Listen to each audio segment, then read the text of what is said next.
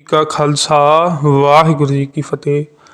ਅੱਜ ਆਪ ਸੰਗਤਾਂ ਦੇ ਨਾਲ ਸੰਤ ਬਾਬਾ ਜਵਾਲਾ ਸਿੰਘ ਜੀ ਹਰਖੋਵਾਲ ਵਾਲੇ ਮਹਾਂਪੁਰਖਾਂ ਦਾ ਜੀਵਨ ਸਾਂਝਾ ਕੀਤਾ ਜਾਵੇਗਾ ਤੇ ਮਹਾਂਪੁਰਖਾਂ ਦੇ ਜੀਵਨ ਦਾ ਭਾਗ ਦੂਜਾ ਅੱਜ ਇਸ ਵੀਡੀਓ ਦੇ ਵਿੱਚ ਆਪ ਸੰਗਤਾਂ ਦੇ ਨਾਲ ਸਾਂਝਾ ਕਰਾਂਗੇ।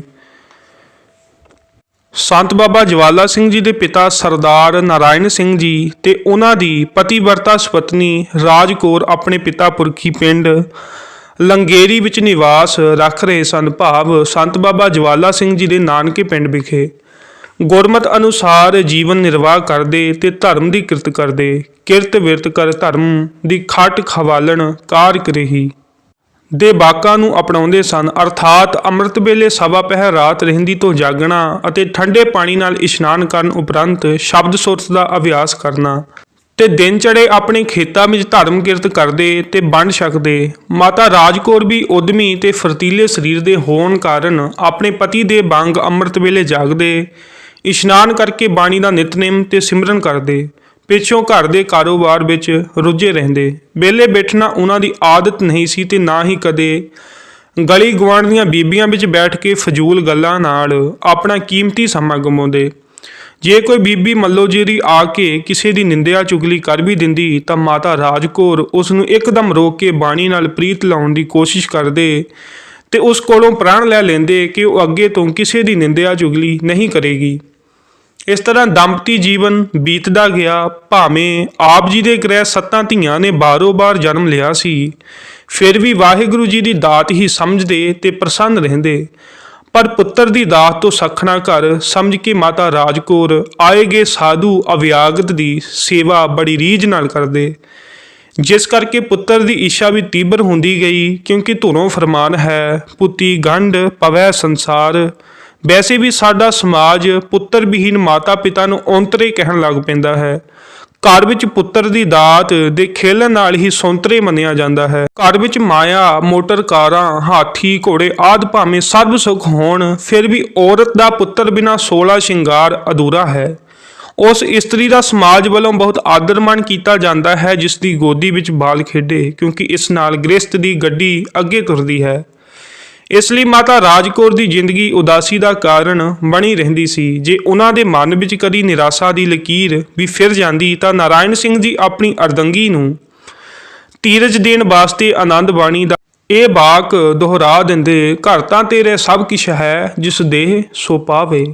ਸਤ ਸੰਗਤ ਇਉਂ ਕਰਦੇ ਸਨ। ਸਿੱਕਾਂ ਸਿੱਖਦਿਆਂ ਨੂੰ ਵਾਹਿਗੁਰੂ ਜੀ ਨੇ ਮਨ ਇੱਛਤ ਖੁਸ਼ੀਆਂ ਨਾਲ ਬਿਹੜਾ ਭਰ ਦਿੱਤਾ। ਇੱਕ ਦਿਨ ਤਪ ਮੂਰਤੀ ਬ੍ਰਹਮਨੇਸ਼ਟੀ ਪਰਮਾਰਥ ਦੇ ਧਨੀ ਮਹਾਪੁਰਸ਼ ਬਾਲ ਜਤੀ ਨੇ ਵਾਹਿਗੁਰੂ ਜੀ ਦੀ ਪ੍ਰੇਰਨਾ ਲੈ ਕੇ ਇਸ ਲੰਗੇਰੀ ਪਿੰਡ ਵਿੱਚ ਆ ਚਰਨ ਪਾਏ। ਕਾਦਰ ਦੀ ਕੁਦਰਤ ਪਹਿਲਾਂ ਆਪ ਨੇ ਨਾਰਾਇਣ ਸਿੰਘ ਦੇ ਦਰਾਂ ਵੱਲ ਰਹਿਮਤ ਦੀ ਨਿਗਾਹ ਕੀਤੀ ਤੇ ਜਦੋਂ ਮਾਤਾ ਰਾਜ ਕੌਰ ਦੀ ਨਜ਼ਰ ਉਹਨਾਂ ਵੱਲ ਗਈ ਤਾਂ ਦਿਵ ਦ੍ਰਿਸ਼ਟੀ ਵਾਲੇ ਮਹਾਪੁਰਸ਼ਾਂ ਦੇ ਦਰਸ਼ਨ ਹੋਏ। ਆਤਮਾ ਬਿਹਬਲ ਹੋ ਉੱਠੀ। ਕੰਮ ਕਾਜ ਵਿੱਚੇ ਛੱਡ ਕੇ ਮਹਾਪੁਰਖਾਂ ਦੇ ਚਰਨਾਂ ਤੇ ਆਸੀਸ ਨਿਭਾਇਆ। ਨਿਮਰਤਾ ਸਹਿਤ ਮਹਾਪੁਰਸ਼ਾਂ ਨੂੰ ਘਰ ਚਰਨ ਪਾਉਣ ਲਈ ਕਿਹਾ। ਇੰਨੇ ਨੂੰ ਸਰਦਾਰ ਨਾਰਾਇਣ ਸਿੰਘ ਵੀ ਨਿਤਨੇਮ ਕਰ ਚੁੱਕੇ ਸਨ ਤੇ ਚਰਨ ਬੰਦਨਾ ਕੀਤੀ। ਮਹਾਪੁਰਸ਼ਾਂ ਤੋਂ ਦੰਪਤੀ ਨੇ ਸੇਵਾ ਲਈ ਆਗਿਆ ਮੰਗੀ ਤੇ ਮਹਾਪੁਰਸ਼ਾਂ ਦੇ ਬਚਨ ਅਨੁਸਾਰ ਪਿਆਰ ਨਾਲ ਰਿੜਕਵੀਂ ਲੱਸੀ ਵਿੱਚ ਮੱਖਣ ਪਾ ਕੇ ਛਕਾਈ। ਬਾਅਦ ਵਿੱਚ ਮਾਤਾ ਰਾਜ ਕੌਰ ਆਪਣੀਆਂ ਧੀਆਂ ਨੂੰ ਨਾਲ ਲੈ ਕੇ ਮਹਾਪੁਰਸ਼ਾਂ ਲਈ ਪ੍ਰਸ਼ਾਦਾ ਤਿਆਰ ਕਰਨ ਵਿੱਚ ਰੁੱਝ ਗਏ ਤੇ ਸਰਦਾਰ ਨਾਰਾਇਣ ਸਿੰਘ ਉਹਨਾਂ ਦੇ ਮਿੱਠੇ ਬਚਨਾਂ ਵਿੱਚ ਮੁਗਧ ਹੋ ਗਏ। 2 ਘੰਟੇ ਪਿੱਛੋਂ ਦੰਪਤੀ ਨੇ ਬੜੇ ਸਨੇਹ ਨਾਲ ਪ੍ਰਸ਼ਾਦਾ ਛਕਾਇਆ ਤੇ ਪਿੱਛੋਂ ਆਪ ਸਾਰੇ ਪਰਿਵਾਰ ਨੇ ਪ੍ਰਸ਼ਾਦੇ ਛਕੇ। ਸੰਤਾਂ ਨੂੰ ਆਰਾਮ ਕਰਨ ਲਈ ਬੇਨਤੀ ਕੀਤੀ ਤਾਂ ਆਪ ਪਲੰਘ ਤੇ ਵਿਰਾਜ ਗਏ। ਸਰਦਾਰ ਨਾਰਾਇਣ ਸਿੰਘ ਚਰਨ ਚਾਪੀ ਕਰਨ ਲੱਗ ਪਏ ਤੇ ਮਾਤਾ ਰਾਜ ਕੌਰ ਪੱਖੇ ਦੀ ਸੇਵਾ ਕਰਨ ਲੱਗ ਪਏ। 4 ਘੰਟੇ ਸੰਤ ਅਡੋਲ ਪਏ ਰਹੇ, ਫਿਰ ਚਲੇ ਜਾਣ ਦਾ ਸੰਕਲਪ ਕੀਤਾ। ਪਰ ਦੰਪਤੀ ਨੇ ਬੇਨਤੀ ਕੀਤੀ, ਹਜੂਰ ਗਰਮੀ ਦਾ ਮੌਸਮ ਹੈ, ਸ਼ਰਦਾਈ ਛਕ ਕੇ ਹੀ ਪਧਾਰਨਾ।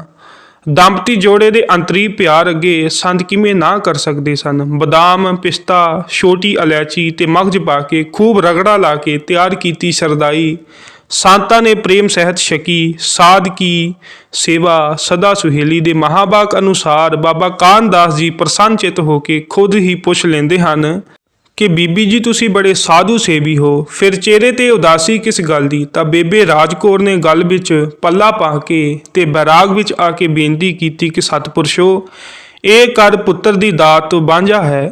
ਈਸ਼ਵਰ ਦੀ ਰਜ਼ਾ ਨਾਲ 7 ਪੁੱਤਰੀਆਂ ਹੀ ਹਨ। ਆਪ ਜੀ ਕਿਰਪਾ ਕਰੋ। ਤਾਂ ਸਰਬੱਗ ਬਾਬਾ ਕਾਨ ਜਾਸ ਜੀ ਨੇ ਆਪਣੀ ਦਿਵ ਦ੍ਰਿਸ਼ਟੀ ਨਾਲ ਦੇਖਿਆ ਕਿ ਇਹਨਾਂ ਦੀ ਕਿਸਮਤ ਵਿੱਚ ਪੁੱਤਰ ਨਹੀਂ ਹੈ।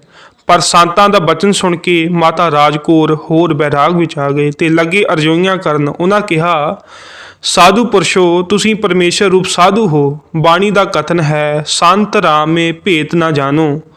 ਸੋ ਆਪ ਵਰਗੇ ਸਾਧੂ ਪੁਰਸ਼ ਵੀ ਰੇਖ ਵਿੱਚ ਮੇਖ ਮਾਰ ਸਕਦੇ ਹੋ, ਕਿਉਂਕਿ ਸ਼ਰਧਾਲੂ ਲੋਕਾਂ ਲਈ ਰੇਖ ਵਿੱਚ ਮੇਖ ਫਕੀਰ ਚਾਹੇ ਮਾਰਨ ਨਹੀਂ ਕੌਣ ਛਡਾਵਦਾ ਬੱਧਿਆਂ ਨੂੰ। ਮਾਤਾ ਜੀ ਜੋਦੜੀਆਂ ਕਰ ਰਹੇ ਸਨ। ਜਿਵੇਂ ਗੁਰੂ ਹਰਗੋਬਿੰਦ ਸਾਹਿਬ ਜੀ ਨੇ ਮੀਆਂ ਦੌਲਾ ਜੀ ਨੂੰ ਉੱਤਰ ਦਿੰਦਿਆਂ ਕਿਹਾ ਸੀ ਕਿ ਪੁੱਤਰ ਨਿਸ਼ਾਨ ਹੈ, ਦੌਲਤ ਗੁਜਰਾਨ ਹੈ, ਔਰਤ ਈਮਾਨ ਹੈ, ਫਕੀਰ ਨਾ ਹਿੰਦੂ ਨਾ ਮੁਸਲਮਾਨ ਹੈ। ਮਾਤਾ ਜੀ ਕਹਿਣ ਲੱਗੇ, ਮਹਾਪੁਰਸ਼ੋ ਕਰੋ ਕਿਰਪਾ, ਨਿਸ਼ਾਨ ਕਾਇਮ ਕਰ ਦੇਵੋ। ਜਿੰਨੀ ਦੇਰ ਮਾਤਾ ਜੀ ਅਰਜ਼ਾਂ ਕਰਦੇ ਰਹੇ ਉਨੀ ਦੇਰ ਬਾਬਾ ਕਾਨਦਾਸ ਜੀ ਸਮਾਧੀ ਅਸਥਿਤ ਰਹੇ। ਮਾਤਾ ਜੀ ਦੀਆਂ ਅਰਦਾਸਾਂ ਸੁਣ ਕੇ ਬਾਬਾ ਜੀ ਖਿੜਖਿੜਾ ਕੇ ਹੱਸੇ।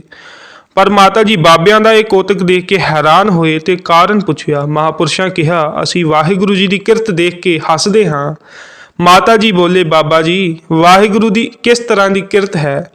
ਮਹਾਪੁਰਸ਼ ਕਹਿਣ ਲੱਗੇ, ਬੇਟਾ ਇੱਕ ਪਾਸੇ ਵਿਦਾਤਾ ਰੂਪ ਹੋ ਕੇ ਲੇਖ ਲਿਖ ਰਿਹਾ ਹੈ ਕਿ ਪੁੱਤਰ ਨਹੀਂ, ਪਰ ਦੂਜੇ ਪਾਸੇ ਗੁਰੂ ਗੋਬਿੰਦ ਸਿੰਘ ਸਾਹਿਬ ਸਰੂਪ ਹੋ ਕੇ ਵੱਡਿਆਂ ਨੂੰ ਵਰ ਦੇ ਰਿਹਾ ਹੈ ਕਿ ਭਾਈ ਕੁੰਮਾ ਸਿੰਘ ਜੀ, ਤੇਰੀ ਸੇਵਾ ਦੇ ਸਦਕੇ ਤੁਹਾਡੀ ਕੁਲ ਵਿੱਚ ਪੂਰਨ ਪੁਰਖ ਹੋਵੇਗਾ। ਪਰਮੇਸ਼ਰ ਦੀ ਇਹ ਦੋ ਰੰਗੀ ਚਾਲ ਦੇਖ ਕੇ ਮੈਂ ਹੱਸਿਆ ਹਾਂ, ਪਰ ਹੁਣ ਸਾਨੂੰ ਸਮਝ ਪਈ ਹੈ ਕਿ ਸੰਸਾਰ ਨੂੰ ਸਾਧੂ ਸੇਵਾ ਫਲ ਦਰਸਾਉਣ ਲਈ ਹੀ ਮੇਰੇ ਭਗਵਾਨ ਇਹ ਖੇਡ ਰਚੀ ਹੈ।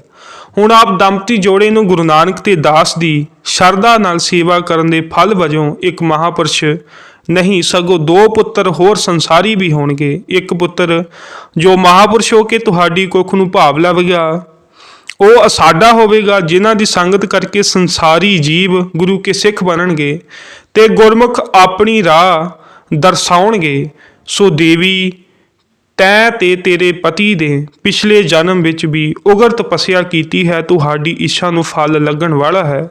ਉਹ ਤੇਰਾ ਪੁੱਤਰ ਦੇਗ ਤੇਗ ਦਾ ਧਨੀ ਹੋਵੇਗਾ ਅਤੇ ਮਹਾਨ ਹਸਤੀ ਪਰ ਪੂਰਨ ਨਿਰੰਕਾਰ ਦੇ ਅਭੇਦ ਦ੍ਰਿਸ਼ਟੀ ਵਾਲੇ ਹੋਣਗੇ, ਜੋ 10ਵੇਂ ਗੁਰੂ ਦੇ ਪੂਰਨਿਆਂ ਤੇ ਚੱਲਦੇ ਹੋਏ ਬੇਅੰਤ ਜੀਵਾਂ ਨੂੰ ਗਿਆਨ ਸੁਮਾਰਗ ਦੱਸ ਕੇ ਕਲਯੁਗੀ ਜੀਵਾਂ ਨੂੰ ਗੁਰੂ ਨਾਨਕ ਦੇਵ ਜੀ ਦੇ ਮੱਤ ਨਾਲ ਜੋੜਨਗੇ। ਇਸ ਪ੍ਰਕਾਰ ਦੇ ਵਰਦਾਨ ਦੇ ਕੇ ਜੋਗੀ ਬਾਬਾ ਕਾਨਦਾਸ ਜੀ ਉੱਥੋਂ ਚਲੇ ਗਏ। ਬਾਬਾ ਜੀ ਦੇ ਜਾਣ ਸਮੇਂ ਦੰਪਤੀ ਜੋੜੇ ਨੇ ਵੰਦਨਾ ਕੀਤੀ ਤੇ ਪਿੱਛੋਂ ਸ਼ਰਧਾ ਭਾਵਨਾ ਨਾਲ ਸਿਮਰਨ ਵਿੱਚ ਤੇ ਆਪਣੀ ਕਿਰਤ ਵਿੱਚ ਲੀਨ ਹੋ ਗਏ। ਸੋ ਸੰਗਤ ਜੀ, ਬੋਲਦਿਆਂ ਹੋਇਆਂ ਬੇਅੰਤ ਪ੍ਰਕਾਰ ਦੀਆਂ ਗਲਤੀਆਂ ਹੋਈਆਂ ਹੋਣਗੀਆਂ ਜੀ, ਮਾਫ ਕਰਨਾ ਜੀ। ਤੇ ਬਾਬਾ ਜਵਾਲਾ ਸਿੰਘ ਜੀ ਦੀਆਂ ਹੋਰ ਵੀਡੀਓਜ਼ ਵੇਖਣ ਲਈ ਇਸ ਚੈਨਲ ਨੂੰ ਸਬਸਕ੍ਰਾਈਬ ਜ਼ਰੂਰ ਕਰੋ ਜੀ। ਵਾਹਿਗੁਰੂ ਜੀ ਕਾ ਖਾਲਸਾ, ਵਾਹਿਗੁਰੂ ਜੀ ਕੀ ਫਤਿਹ।